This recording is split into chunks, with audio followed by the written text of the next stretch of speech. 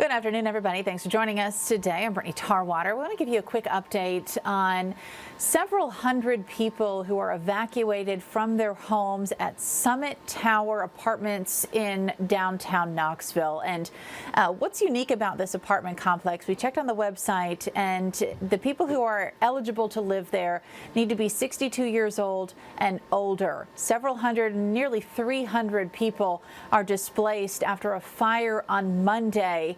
That led to the elevators going out, which forced more evacuations yesterday. So we're going to run you through the timetable on what's been happening here at Summit Hill Apartments. So if we go back to Monday, that's when close to midnight, police and firefighters got the call. Knoxville Fire Department responding to that call when some kind of smoking material caused a fire on a sofa on the 8th floor.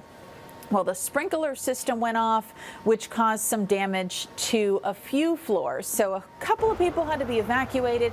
The Red Cross stepped in and formed a shelter where people can go if they didn't have family in town, and they could spend the night. On Monday night, were provided food, a place to stay until they were able to go back in. So that was Monday night going into Tuesday.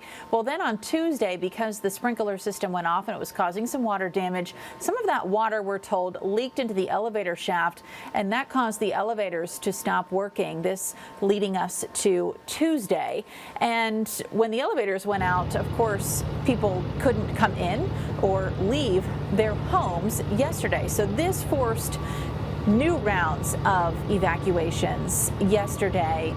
So Red Cross was able to open up a second shelter and take people out. And this is where the CAT bus, Knox Area Transit, stepped up, trying to help some of these people get from their apartment complex, get evacuated out of their apartments, and go to a shelter where they could find some safety. So now that leads us to today, and even up to last night, where again, nearly 300 people, about 278 or so people, were evacuated from the Summit Towers in downtown Knoxville and sent to shelters, or if they chose to go stay with family or friends, if they had another safe place to go, they were able to do that.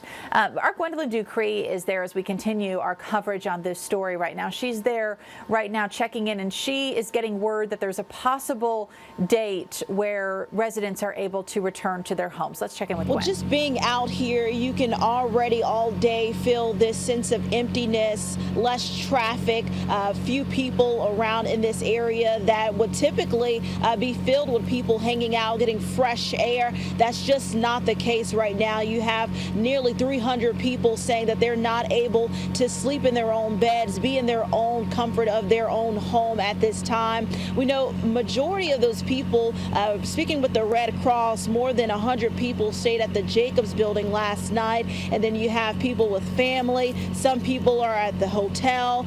So you do have people just making it through the day. We are expecting perhaps people can be back Friday. That is just a preliminary date. Right now, KFD say they just don't know when people will be able to be back into their homes at this hour. This is something that we're going to continue to follow for you all and bring you the very latest.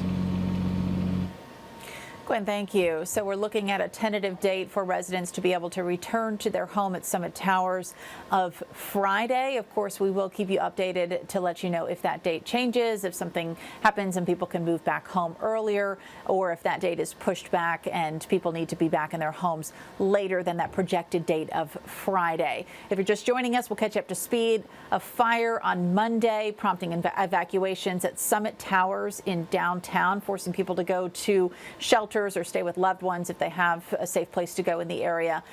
That fire causing some water damage when the sprinkler system went off. That water was able to get into the elevator shaft, which caused the elevators to stop working yesterday.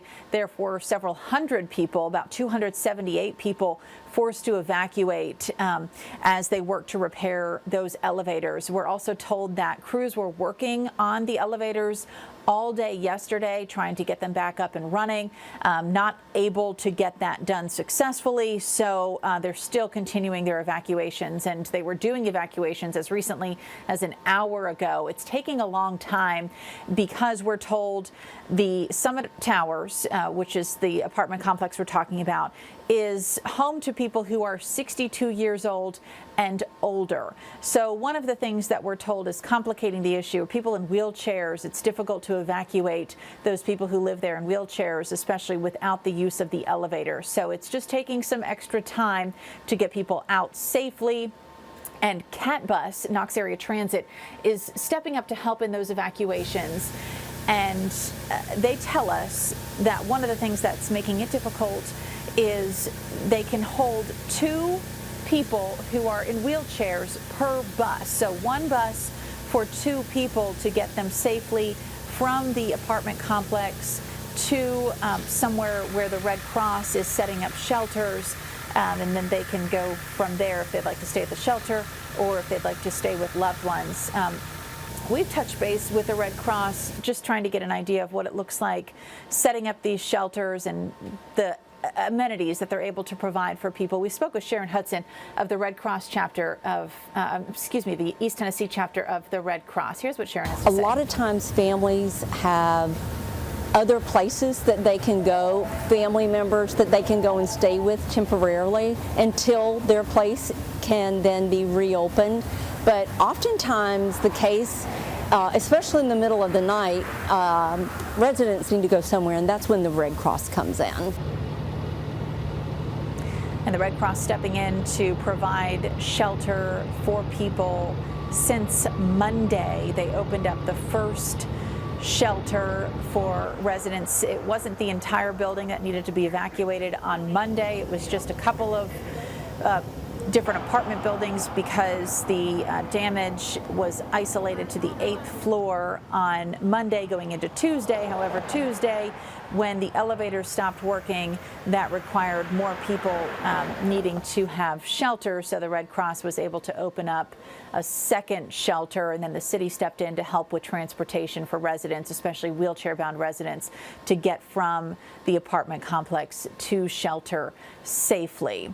Our Jared Austin was on scene yesterday as some of these evacuations were unfolding, people coming out of the apartment complex. Let's check in with Jared to see what his update is. It's a tedious process evacuating all 278 people from the Summit Towers. A little upset.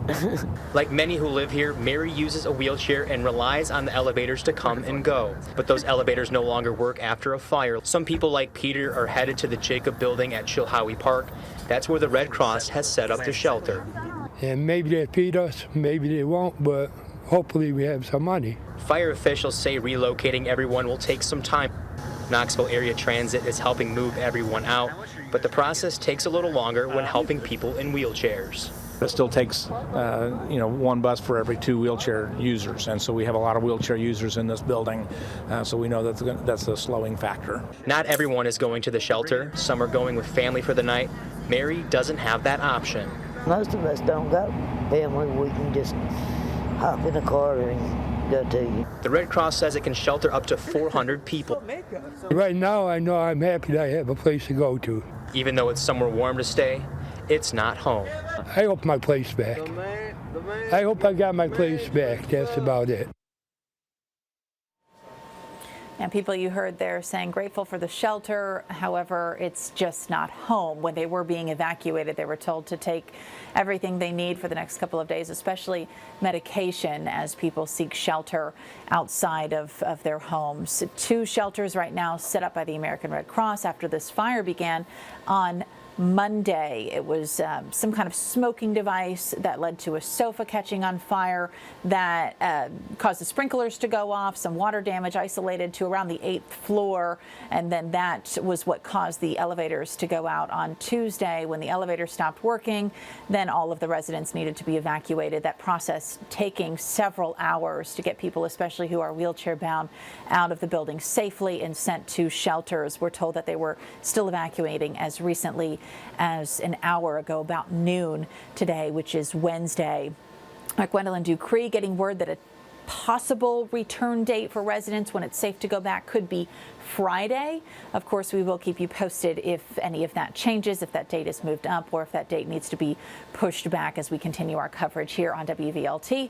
That's on air. You can catch us. You can catch us on Facebook, and you can catch us on your WVLT News app and on WVLT.tv.